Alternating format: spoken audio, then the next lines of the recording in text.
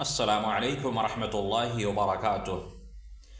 ایک اور اینٹ گر گئی دیوار حیات سے، ایک اور اینٹ گر گئی دیوار حیات سے، اور نادان کہہ رہے ہیں کہ نیا سال مبارک۔ محترم ناظرین، آج دسمبر کی 31 تاریخ سن 2024 ہے، اور عنقریب ہم لوگ نئے سال 2025 میں داخل ہونے والے ہیں انشاءاللہ۔ محترم ناظرین، نئے سال کی آمد کے حوالے سے میں کچھ باتیں آپ کے گوش گزار کرنا چاہتا ہوں۔ دعا ہے اللہ تعالیٰ مجھے حق بات کہنے اور آپ سب کو سننے اور سمجھنے کی توفیق عطا فرمائے، آمین۔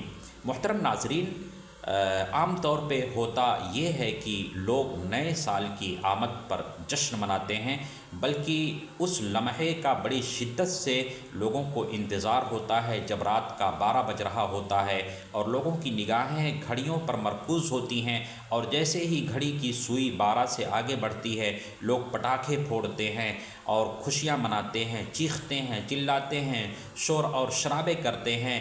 پیارے دوستو، مذہب اسلام میں نئے سال کی آمد پر جشن منانے کا کوئی ثبوت نہیں ہے۔ جناب محمد رسول اللہ صلی اللہ علیہ وسلم کا ارشاد گرامی ہے، من تشبہ بقوم فہو منہم، جس نے کسی قوم کی مشابہت اختیار کی وہ انہی میں سے ہے۔ حقیقت یہ ہے کہ یہ غیروں کا شعار ہے، یہ غیروں کا وطیرہ ہے کہ وہ نئے سال کی آمد پر جشن مناتے ہیں۔ یہ ہم مسلمانوں کا وطیرہ نہیں ہے۔ ہم مسلمانوں کا وطیرہ تو یہ ہے کہ ہماری زندگی سے ایک سال کم ہو گیا ہے۔ ہم محاسبہ کریں اپنے نفس کا، ہم محاسبہ کریں کہ ہم نے گزرے ہوئے سال میں کتنی نیکیاں کی ہیں، ہم نے کتنے گناہ کے کام کیے ہیں، آخرت کے لیے ہم نے کتنی تیاریاں کی ہیں، عذاب قبر اور عذاب جہنم سے بچنے کے لیے کتنے تدابیر اختیار کیے، اور اس جنت کو پانے کے لیے ہم نے کتنے تگ و دو کیے ہیں کہ جو جنت متقیوں کے لیے بنائی اور سواری گئی ہے۔ تو ہم مومنوں کا یہ شعار ہونا چاہیے۔ محترم ناظرین، اللہ تعالیٰ نے ہمیں قرآن کریم میں محاسبہ نفس کا حکم دیا ہے۔ فرمایا، یا ایھا الذین آمنوا اتقوا اللہ ولتنظر نفس ما قدمت لغد، اے مومنو تم سب اللہ سے ڈرو، اور چاہیے کہ ہر نفس محاسبہ کرے کہ اس نے اپنے کل کے لیے کیا بھیجا ہے۔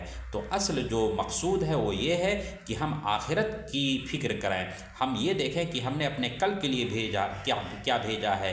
یہ نئے سال کی آمد پر جشن منانا یہ ہمارے لیے کوئی معنی نہیں رکھتا ہے۔ اس لیے پیارے دوستو، ہم اپنی زندگی کو غنیمت تصور کریں۔ جناب محمد رسول اللہ صلی اللہ علیہ وسلم نے ایک حدیث کے اندر 5 چیزوں کے بارے میں فرمایا کہ تم انہیں غنیمت تصور کرو۔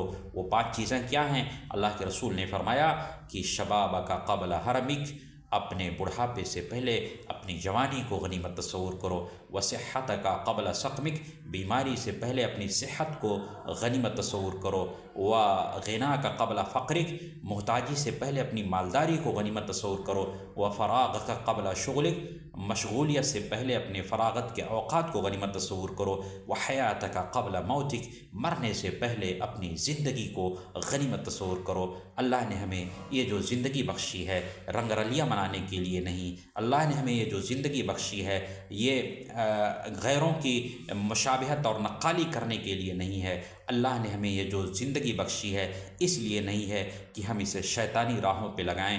اللہ نے ہمیں جو زندگی بخشی ہے وہ اس لیے ہے کہ ہم اسے کتاب و سنت کے مطابق گزاریں۔ اللہ نے ہمیں یہ زندگی اس لیے بخشی ہے کہ ہم مرنے کے بعد والی زندگی کی تیاری کریں، ہم اس جنت کو پانے کے لیے اس دنیا کے اندر اعمال صالحہ کریں کہ جو جنت متقیوں کے لیے، پرہیزگاروں کے لیے، اللہ کے نیک بندوں کے لیے بنائی اور سنواری گئی ہے۔ اس لیے اخیر میں آپ سب سے یہ گزارش کروں گا کہ اللہ کے واسطے جو خرافات ہیں، جو غیر اسلامی رسومات ہیں، ان سے آپ بچیں اور ان کے اندر شریک نہ ہوں، اور آپ وہی کام کریں جس سے آپ کا رب راضی ہو اور جس سے آپ کی دنیا بھی بنے اور آپ کا آخرت بھی سنورے۔ اللہ رب العالمین سے دعا گو ہوں اللہ تعالی ہمیں جب تک اس دنیا میں رکھے حفظ و امان میں رکھے اور کتاب و سنت کے مطابق زندگی گزارنے کی توفیق عطا فرمائے، ہمارا خاتمہ ہو تو ایمان پر ہو، اور مرنے کے بعد اللہ تعالی ہمارا ٹھکانہ جنت الفردوس میں بنائے، آمین۔ تقبل یا رب العالمین، وآخر دعوانا ان الحمد للہ رب العالمین۔